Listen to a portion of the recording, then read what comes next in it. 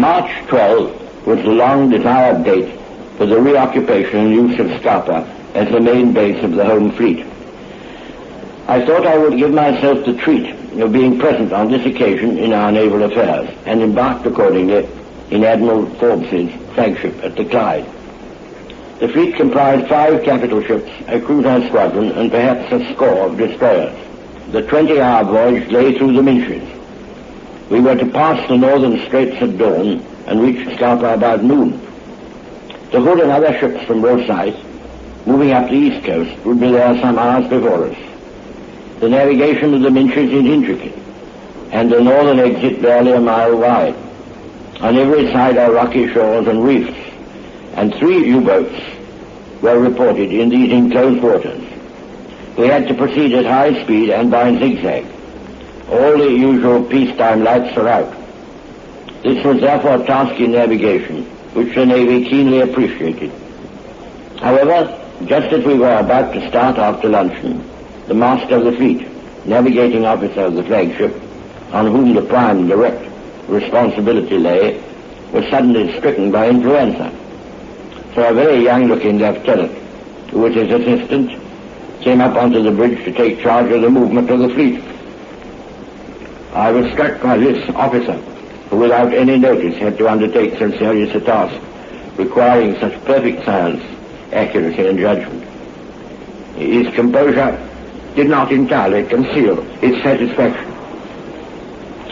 I had many things to discuss with the Commander-in-Chief, and it was not till after midnight as I went up onto the bridge. All was velvet black. The air was clear, but no stars were to be seen, and there was no moon. The great ship ploughed along at about 16 knots.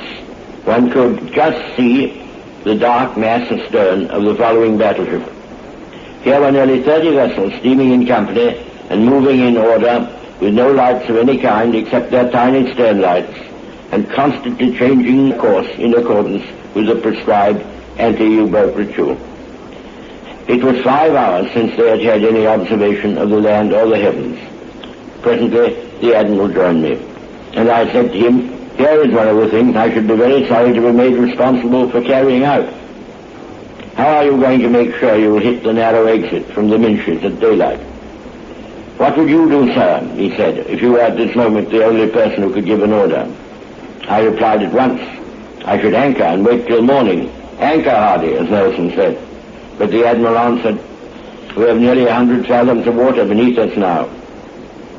I had, of course, complete confidence I gained over many years in the Navy. And I only tell this tale to bring home the marvelous skill and precision with which what seemed to landsmen to be impossible feats of this kind are performed as a matter of course when necessary. It was 8 o'clock before I awoke, and we were in the broad waters north of the Minches, steering round the western extremity of Scotland towards Scapa Flow. We were perhaps half an hour steaming from the entrance to Scapa when a signal reached us saying that several German aircraft had dropped mines in the main entrance we were about to use. Admiral Forbes thereupon decided that he must stand out to the westward for 24 hours until the channel had been reported clear. And on this, the whole fleet began to change its course. "I can easily put you ashore in a destroyer if you care to tranship," he said. "The Hood is already in harbour and can look after you." As I had snatched these 3 days from London with difficulty, I accepted this offer. Our baggage was rapidly brought on deck, the flagship reduced her speed to 3 or 4 knots, and a cutter, manned by 12 men in their lifebelts, was lowered from the davits. My party was already in it, and I was taking leave of the Admiral when an air raid alarm sounded, and the whole ship flashed into activity, and all the ack-ack batteries were manned and other measures taken.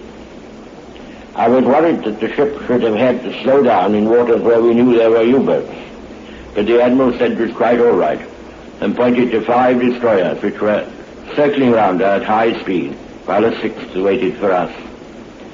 We were a quarter of an hour rowing across the mile that separated us from our destroyer. It was like in the olden times, except that the sailors had not so much practice with the oars.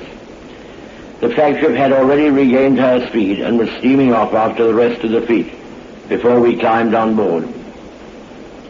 All the officers of the destroyer were at their action stations, and we were welcomed by the surgeon, who took us into the wardroom where all the instruments of his profession were laid out on the table, ready for accidents. But no air raid occurred, and we immediately proceeded at high speed into Scalpa. We entered through Sudha Sound, which is a small and subsidiary channel, and was not affected by the mine dropping. "This is the tradesmen's entrance," said Thompson, my flag commander. It was, in fact, the one assigned to the storeships. "It's the only one," said the destroyer lieutenant stiffly, "that the flotillas are allowed to use." To make everything go well, I asked him if he could remember Kipling's poem about mines reported in the fairway, warn all traffic and detain, sent up, and here I let him carry on, which he did correctly. Unity, Clarabelle, Assyrian, Stormcock, and Golden Yale. We soon found our way to the Hood, where Admiral Whitworth received us, having gathered most of his captains, and I passed a pleasant night on board before the long round of inspections which filled the next day. This was the last time I ever set foot upon the Hood, although she had nearly 2 years of war service to perform before her destruction by the Bismarck in 1941. More than 6 months of constant exertion and the highest priorities had repaired the peacetime neglect. The 3 main entrances were defended with booms and mines, and 3 additional block ships, among others, had already been placed in Kirk Sound, through which Priam's U-boat had slipped to destroy the Royal Oak. Many more block ships were yet to come. A large garrison guarded the base and still growing batteries.